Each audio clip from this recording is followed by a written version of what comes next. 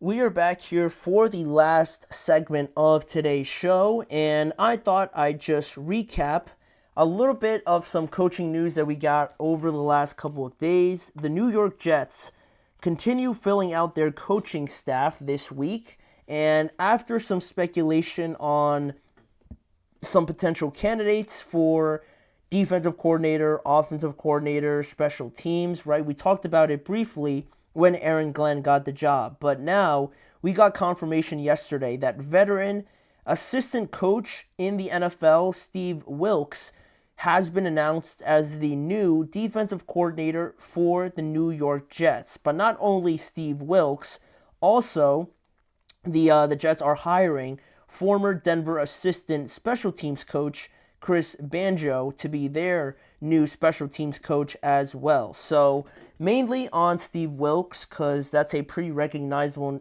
name for some people that follow the NFL. Right, Steve Wilks is a more household name than Chris Banjo. Right, this is a pretty new opportunity for Chris Banjo, right? Because he's still pretty new in coaching. To have a position like this is exciting for Banjo, but really for Steve Wilks. He took this past year off. He actually didn't coach this past year. He took a break after helping the 49ers reach the Super Bowl last season. But surprisingly, to a lot of people's surprise, he was fired after that game. And it rubbed a lot of people the wrong way. I was pretty surprised by it, but after a Super Bowl loss, it's obviously very hard to deal with. So they felt that that was the best route to go with to try and improve the following year. And based on what we have now, I guess you could say it was the wrong decision potentially, but we're not going to be fixated on that, but rather the fact that that was the last we heard of Steve Wilks in terms of the NFL level. And also, most people would recognize him from his time in Arizona as the head coach there in 2018. But he's really done most of his work and has really built up most of his resume doing assistant coach duties for decades, really, right? He's been with 6 different NFL teams. He spent some time at the University of Missouri as well. So for years now, he's been heavily involved in the NFL in different environments, different systems, different players, right?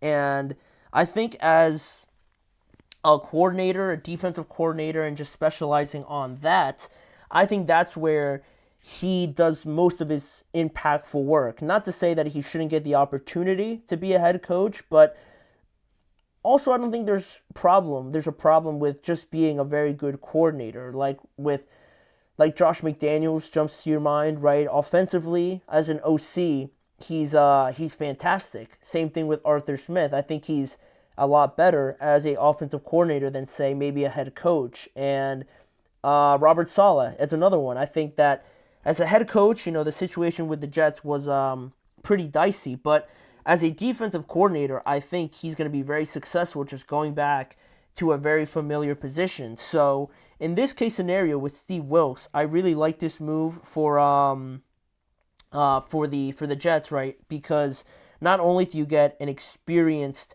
guy in your system, right, with all the talent that you have on the defensive side of the ball, bringing in Wilks, that was reportedly Aaron Glenn's first choice. So that's also another positive thing, right? You get the guy that you wanted to get in there.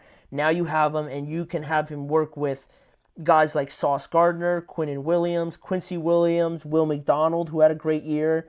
It's very exciting, and with the level of expertise that he brings, it's also very fortunate because I think with Aaron Glenn and having a new head coach, a pretty young or young in terms of NFL years, NFL opportunity, I guess, to dig myself out of the hole. Aaron Glenn is still very new at this, right? The whole head coaching experience, he's never really had that. So to have a older brother sort of experienced voice there working with you, I think is going to be huge for this Jets team to have an experienced, mature in the head coaching realm, just being around more experiences than, say, Aaron Glenn has to this point. I think that's going to be huge for them. And the fact that they're both very defensive minded, right, I think also is going to help develop this relationship and help develop this defense into exactly what Aaron Glenn has in mind, but also Steve Wilks, right? He was pursued for a reason, so there's something about the way he runs things that was very much appreciated by the Jets. And also on that, we mentioned that Aaron Glenn, we talked about his introductory press conference as well, and during that, actually, he said that even though he does come from that defensive background, right, with the Lions, he's actually not going to be calling the plays for the Jets on the defensive side of the ball. So Steve Wilks is going to have that responsibility. And if you had any doubts or questions about how much trust Aaron Glenn has in Steve Wilks, that's your answer pretty much right there, because he's going to let him call the defense to whatever they feel is a compromise as to what they want this defense to look like. So very exciting that they get their top guy in there in Steve Wilks. So that was one of the head coaching, or that's one of the coaching decisions that they made. But then you also have Chris Banjo, who is a pretty relatively young coach who spent most of the last decade actually still playing defensive back on teams like the Packers, the Saints, and the Arizona Cardinals. But after his playing days, he was,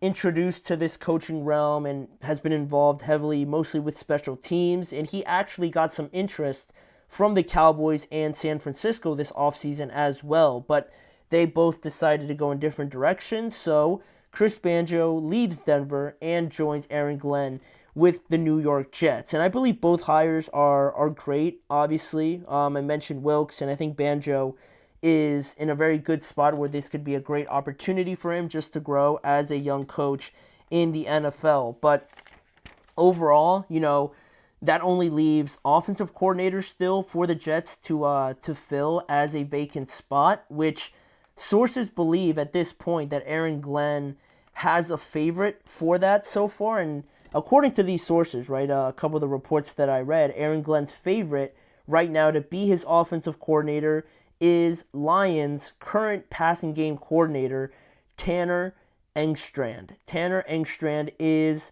the presumed favorite for Aaron Glenn to join him, right, taking another former colleague with the Lions and bringing him over to the New York Jets. He already took, or no, he didn't. Antoine Randall L. joined Ben Johnson in Chicago.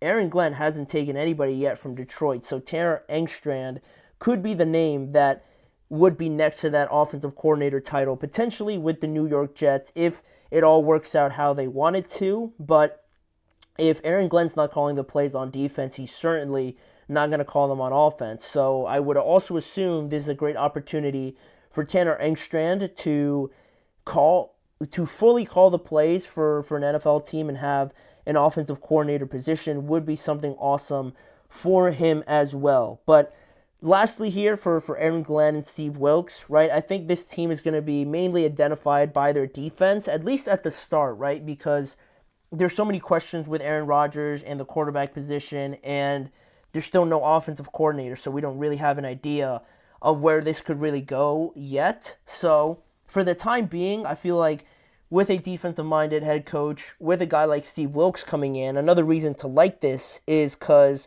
I feel like the Jets are going to be very much assuming the idea that their identity is going to be mainly based on defense, and I think that's a great foundation to have, right? Having a solid defense and then having everything else play off of that, like your offense and the different components of your team, is a great way to start this project. And just like with the Jets, at one point it felt like they were just stockpiling whoever they could get into the door and just trying to make this work because they were desperate, right? Bringing over Devontae Adams and moves like that, right? Hassan Reddick, another one.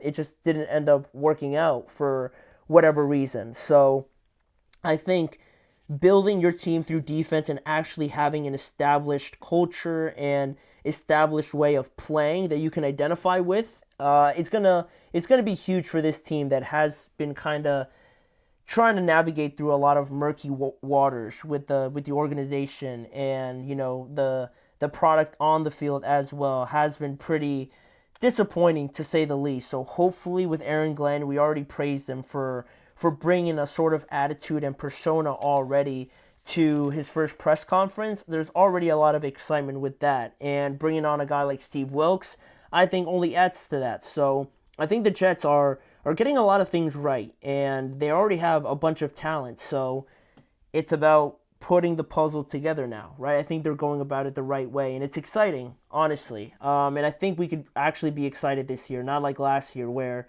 it didn't work out for us. So that is the latest on the coaching cycle, and also the latest on this show, because that is what is going to conclude today's episode of the Chip Shot Football Podcast. I want to thank you guys all for joining me on today's episode, and remember to like, follow, and subscribe to the show on YouTube at either YouTube channel, the Sports Network channel, and the GSMC Podcast Network channel, where you could also follow both of them on all sources, all different types of social media as well. And in terms of this show, again, you can find all that stuff on the YouTube channel, like I said. More NFL coverage, discussions around the league. There's going to be a lot of talk this offseason, especially with the quarterbacks and the draft. You guys know the deal, right? You can find all of that with me, Manny Maradiaga, your host on this show each and every weekday at 6:30 p.m.